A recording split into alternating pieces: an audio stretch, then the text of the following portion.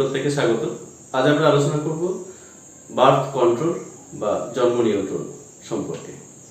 জন্ম নিয়ন্ত্রণ বা বার্থ কন্ট্রোল এটি জনসংখ্যা নিয়ন্ত্রণের একটি উপায়। অর্থাৎ আমরা যদি সচেতনভাবে বার্থ কন্ট্রোল বা জন্ম নিয়ন্ত্রণ করি তাহলে পক্ষান্তরে একটি দেশে জনসংখ্যা নিয়ন্ত্রণ করাও সম্ভব হবে। অর্থাৎ সামগ্রিকভাবে একটি দেশের জনসাধারণ যদি জন্ম নিয়ন্ত্রণ সম্পর্কে সচেতন হয় তাহলে সেক্ষেত্রে জনসংখ্যা নিয়ন্ত্রিত হতে পারে সেই দেশের ক্ষেত্রে, এবং জনসংখ্যা নিয়ন্ত্রিত হলে মানুষের সুখ স্বাচ্ছন্দ্য বৃদ্ধি পাবে। আমরা জানি যে ছোট পরিবার সুখী পরিবার, অর্থাৎ পরিবার ছোট রাখতে গেলে পরিবার পরিকল্পনার দরকার আছে, ফ্যামিলি প্ল্যানিং এর দরকার, এবং এই ফ্যামিলি প্ল্যানিং এর জন্য জন্ম নিয়ন্ত্রণ বা বার্থ কন্ট্রোল সম্পর্কে অবশ্যই ধারণা থাকা দরকার এবং সম্যক সচেতনতা থাকা দরকার। শুরু করি আজকের টপিক, জন্ম নিয়ন্ত্রণ বা বার্থ কন্ট্রোল। জন্ম নিয়ন্ত্রণের জন্য বেশ কিছু পদ্ধতির কথা আমরা আলোচনা করব এখানে। প্রথমেই যে পদ্ধতি নিয়ে আলোচনা করব সেটি হলো প্রাকৃতিক পদ্ধতি, অর্থাৎ ন্যাচারাল ওয়েতে কিভাবে আমরা জন্ম নিয়ন্ত্রণ করতে পারি। প্রাকৃতিক পদ্ধতির একেবারে প্রথম যে বিষয়টি নিয়ে আলোচনা করব সেটি হলো সেফ পিরিয়ড। সেফ পিরিয়ড হলো, আমরা বায়োলজি যারা স্টুডেন্ট আমরা প্রত্যেকেই জানি যে মাসিক চক্র বা মেনস্ট্রুয়াল সাইকেল বলে একটি বিষয় আছে। মাসিক চক্র বা মেনস্ট্রুয়াল সাইকেল, সাধারণত মাসিক চক্র বা মেনস্ট্রুয়াল সাইকেল এটি 28 ডেজ সাইকেল। এই 28 ডেজ সাইকেলের মধ্যে প্রথম যেদিন মেনস্ট্রুয়াল সাইকেল স্টার্ট হলো সেই দিনটাকে যদি আমরা 1 ডে ধরে নিই, তাহলে যতদিন ধরে মেনস্ট্রুয়াল ফেজ চলে, অর্থাৎ 1 2 3 4 3 দিন 4 দিন, অর্থাৎ প্রথম দিনটিকে যদি একদিন ধরে নিই, এভাবে 1 2 3 4 5 6 7 আমরা এই দিনগুলি মানে 1 থেকে 7 দিন পর্যন্ত এই সময়টি, তারপর থেকে at the 14th ডে পর্যন্ত, সাধারণত 14th ডেজ এর কাছাকাছি সময় আমরা জানি যে ডিম্বাণু নিঃসরণ ঘটতে থাকে ডিম্বাশয় থেকে বা ওভারি থেকে। এবার এই 14th ডে পরে, অর্থাৎ 14th ডে পরে, অর্থাৎ 7 পর থেকে যদি আমরা 10 দিন ধরে নিই, তাহলে সেটা 7 পর থেকে 17th ডে। 17th ডে, এই 17th ডে এর পর থেকে যদি আমরা 28 দিন পর্যন্ত মোট চক্র হয়, তাহলে পরের যে 10 দিন থাকছে এই 10 ডেজ নিয়ার এবং 10 ডেজ, এই সময়টা হচ্ছে কি সেফ পিরিয়ড। অর্থাৎ প্রথমে 1 থেকে first day of menstrual cycle থেকে শুরু হচ্ছে, first day of menstrual cycle থেকে 7 ডেজ, এই সময়টা হচ্ছে মোটামুটি সেফ। তারপরে 14th ডে এর কাছাকাছি সময়তে, অর্থাৎ এই নেক্সট 10 ডেজ, এটা হচ্ছে ডেঞ্জারাস পিরিয়ড। এই সময়তে ওভুলেশন হতে পারে, ডিম্বাণু নিঃসরণ হতে পারে যে কোনো সময়তে, এবং ফার্টিলাইজড হওয়ার সম্ভাবনা থাকে বা নিষিক্ত হওয়ার সম্ভাবনা থাকে ডিম্বাণুর। ফলে এই সময়টা ডেঞ্জারাস। এবং এর পরের যে ফেজটা আমরা দেখতে পাচ্ছি, লাস্ট আবার যে মেনস্ট্রুয়াল সাইকেল স্টার্ট হওয়ার আগের 10টা দিন, এই 10টা দিনকে আমরা মোটামুটি সেফ পিরিয়ড বলতে পারবো। This is safe period. আসলে সেফ পিরিয়ড বলে কোনো কিছু নেই, কারণ এটা মোটামুটি একটা চক্রাকার পথ, কিন্তু ডিম্বাণু যে কোনো সময়তে নিঃসৃত হতে পারে। ডিম্বাণু নিঃসৃত হলে পরে শুক্রাণু দ্বারা ফার্টিলাইজড হয়ে যাওয়ার চান্স থাকে। বেশ, নেক্সট আমরা যে উপায়টির কথা বলবো সেটি হলো উইথড্রয়াল পদ্ধতি। উইথড্রয়াল পদ্ধতি বিষয়টি কি না, উইথড্রয়াল পদ্ধতিটি হলো যৌন সংসর্গের সময়তে বীর্যস্খলনের ঠিক আগের মুহূর্তে যদি আমরা পুরুষাঙ্গকে উইথড্র করে নিই, তাহলে এক্ষেত্রে কি হয় না, সিমেন যে ভেজাইনাল ক্যাভিটি তার মধ্যে আসতে পারে না, ফলে শুক্রাণুগুলি ডিম্বাণু পর্যন্ত পৌঁছাবার কোনো প্রশ্নই নেই। ফলে সেক্ষেত্রে আমরা প্রেগনেন্সিকে বাধাদান করতে পারবো বা প্রেগনেন্সি আসার সম্ভাবনা সেক্ষেত্রে থাকবে না। অর্থাৎ উইথড্রয়াল মেথডের মাধ্যমে, অর্থাৎ যৌন সংসর্গের সময়তে বীর্যস্খলনের ঠিক আগের মুহূর্তে যদি আমরা পুরুষাঙ্গকে উইথড্র করে নিই, তাহলে সেক্ষেত্রে আমরা প্রেগনেন্সিকে রুখে দিতে পারবো।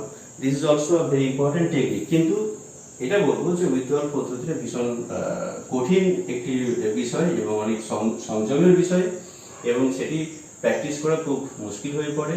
মিনিমাম পরিমাণ সিমেনও যদি ইউটেরাসের মধ্যে প্রবেশ করে এবং ফ্যালপিয়ান টিউবিতে গিয়ে পৌঁছে, তাহলে সেক্ষেত্রে মহিলাটি প্রেগনেন্ট হতে পারে।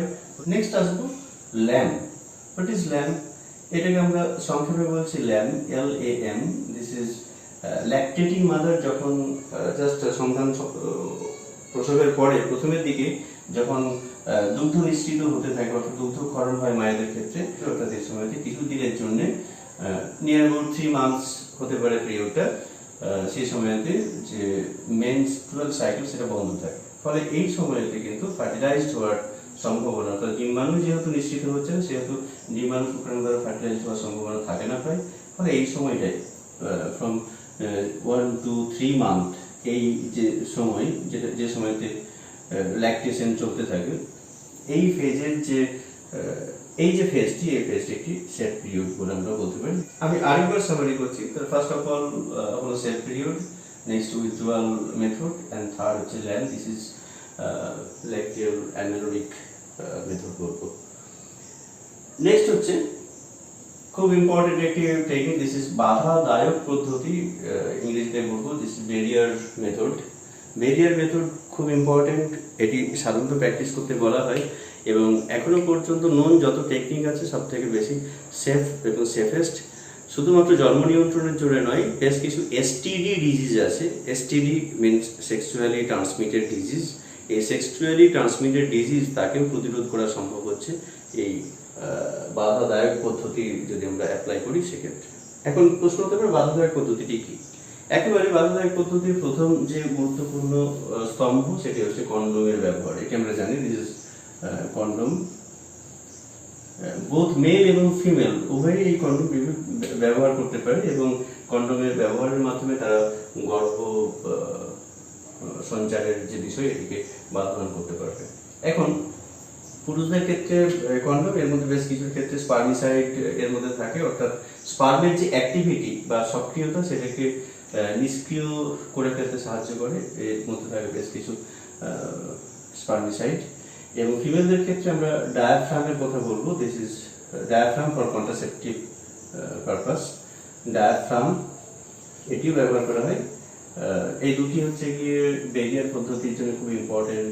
এছাড়াও বেশ কিছু গেজেটস আছে যেগুলিকে ব্যবহার করা হয়, ব্যবহার করে যাতে স্পার্ম এবং ওভাম কাছাকাছি না আসতে পারে এবং তাদের মধ্যে যাতে নিষেক্রিয়া সম্পন্ন হতে না পারে তার ব্যবস্থা করা হয়। ফলে বেরিয়ার পদ্ধতির মাধ্যমে আমরা খুব সহজেই জন্ম নিয়ন্ত্রণ করতে পারবো বা বার্থ কন্ট্রোল করতে পারবো। ক্লিয়ার? বেশ, এখন আসি একটি আধুনিক টেকনিকের কথা বলবো। দিস ইজ রাসায়নিক পদ্ধতি, এবং রাসায়নিক পদ্ধতি বা কেমিক্যাল মেথডের মাধ্যমে আমরা শুক্রাণু এবং ডিম্বাণু মিলনকে বাধাদান করতে পারি। একটু আগে আমি বললাম স্পার্মিসাইডের কথা, অর্থাৎ বেশ কিছু কেমিক্যাল যেগুলি স্পার্ম বা শুক্রাণুর যে সক্রিয়তা সেটাকে কমিয়ে দেয়, অর্থাৎ স্পার্মকে নিষ্ক্রিয় করে দেয়, যাতে করে এই স্পার্মগুলি আর ডিম্বাণুকে নিষিদ্ধ করতে পারে না, ফলে প্রেগন্যান্সি আসার কোনো সম্ভাবনা থাকে না। বেশ, এখন রাসায়নিক পদ্ধতিতে আমরা কি কি জিনিস ব্যবহার করব? এই পদ্ধতিতে ব্যবহার করব যে বিষয়গুলি সেগুলি হলো সাধারণত ফোম বড়ি বা ট্যাবলেট আমরা বলবো, ফোম বড়ি। তার সাথে বেশ কিছু জেলি যেগুলো ব্যবহার করতে পারবো অ্যাজ এ স্পার্মিসাইড। খুব ইম্পর্টেন্ট একটি স্পার্মিসাইড আমরা ব্যবহার করতে পারবো। দিস ইজ নোনক্সিনল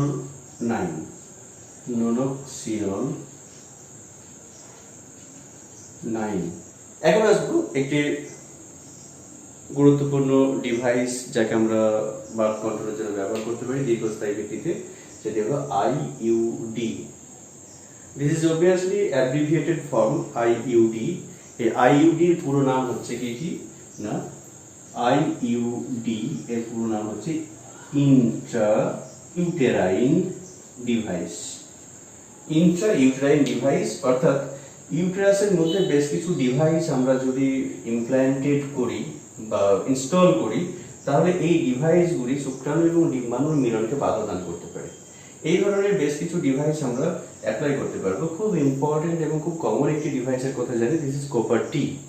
একটি টি shape structure, this is T shape structure, এরকম, যেটিকে আমরা সাধারণত ইউটেরাসের মধ্যে অ্যাপ্লাই করি বা ইনস্টল করি। এই কপার টি সাধারণত কি করে না, শুক্রাণু এবং ডিম্বাণুর যে মিলন সেটাকে বাধাদান করে, এবং যতদিন পর্যন্ত কপার টি ওখানে ইনস্টল থাকে ততদিন পর্যন্ত শুক্রাণু এবং ডিম্বাণুকে বাধাদান করে তাদের মিলনের ক্ষেত্রে, অর্থাৎ বার্থ কন্ট্রোল বা জন্ম নিয়ন্ত্রণ সহজ হয়ে যায়।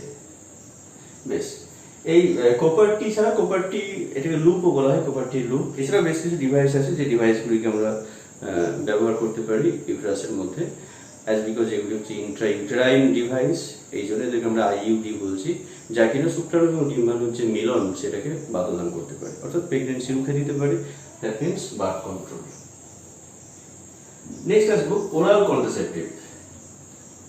খুব কমন প্র্যাকটিসের জায়গা, সাধারণত মহিলারা ওরাল কন্ট্রাসেপটিভ ব্যবহার করে। এটা জাস্ট বিফোর সেক্সুয়াল ইন্টারকোর্স অথবা আফটার সেক্সুয়াল ইন্টারকোর্স। বেশ কিছু ট্যাবলেটের কথা আমরা জানি, যে ট্যাবলেটগুলি হরমোনের ট্যাবলেট, অর্থাৎ প্রোজেস্টেরন হরমোন সেখানে বা এস্ট্রোজেন হরমোনের একটা ব্যালেন্স থাকে, যেটি নির্দিষ্ট দিনে একটি নির্দিষ্ট সংখ্যক বড়ি গ্রহণ করতে হয় এবং পুরো যে মেনস্ট্রুয়াল সাইকেল যে ফেজটা আছে এই ফেজ জুড়েই ব্যবহার করতে হয়। কোনো কারণে একটি বড়ি মিস হলে পরের দিনেতে আগের দুটি বড়ি একসাথে খেতে হয়, এরকম আমরা জানি। এইভাবে হরমোনের পরিবর্তন ঘটিয়ে সেখানেতে ডিম্বাণুর নিঃসরণকে বাধাদান করা হয় এবং শুক্রাণু এবং ডিম্বাণুর যে মিলন সেটাকেও বাধাদান করা হয়। এভাবে প্রেগনেন্সিকে আটকে দেওয়া হয়, অর্থাৎ এটা বার্থ কন্ট্রোল বা জন্ম নিয়ন্ত্রণ করতে সাহায্য করে। নাওএডেজ ভেরি ইম্পর্টেন্ট সহেলি বলে একটি ট্যাবলেট আবিষ্কার হয়েছে। এই সহেলি একবার গ্রহণ করলে 7 দিন পর্যন্ত জন্ম নিয়ন্ত্রণ করা সম্ভব হচ্ছে। এখন আসবো এমার্জেন্সি গর্ভনিরোধক বা এমার্জেন্সি কন্ট্রাসেপটিভ পিল এর ব্যাপারে। এমার্জেন্সি কন্ট্রাসেপটিভ পিল বিষয়টিকে না, এমার্জেন্সি কন্ট্রাসেপটিভ পিল কোনো কারণে যদি এরকম অ্যাক্সিডেন্ট হয়, অর্থাৎ কোনোভাবে শুক্রাণু ডিম্বাণু মিলিত হওয়ার সম্ভাবনা তৈরি হয় এবং এক্ষেত্রে আনপ্রোটেক্টেড সেক্স যদি সংগঠিত হয়, তাহলে সেক্ষেত্রে একটা নির্দিষ্ট সময় পর্যন্ত প্রেগনেন্সিকে রুখে দেওয়া যেতে পারে। এই ক্ষেত্রে যে সমস্ত কেমিক্যাল ব্যবহার করে, যে সমস্ত ট্যাবলেট ব্যবহার করা হয়, এগুলি ইমার্জেন্সি কন্ট্রাসেপটিভ হিসেবে কাজ করে, অর্থাৎ ইমার্জেন্সি গর্ভ নিরোধক হিসেবে কাজ করে। যেমন আইপিএল এর কথা বলছি, একটু আগে আমি আলোচনা করেছি already. Unwanted 72, this is also একটা ইমার্জেন্সি গর্ভ নিরোধক। ক্লিয়ার? নেক্সট আসবো ইমপ্ল্যান্ট। এটি একটি খুব ইম্পর্টেন্ট হরমোন ডিভাইস। এই হরমোন ডিভাইসটি যদি আমরা ত্বকের নিচে ইমপ্ল্যান্ট করে দিই, তাহলে এটি দীর্ঘ সময় ধরে প্রেগনেন্সিকে রুখে দিতে পারে, দীর্ঘ সময় ধরে প্রেগনেন্সিকে আটকে দেয়। এই ধরনের ইমপ্ল্যান্ট, যেরকম আমরা ইমপ্ল্যাননের কথা বলবো, দিস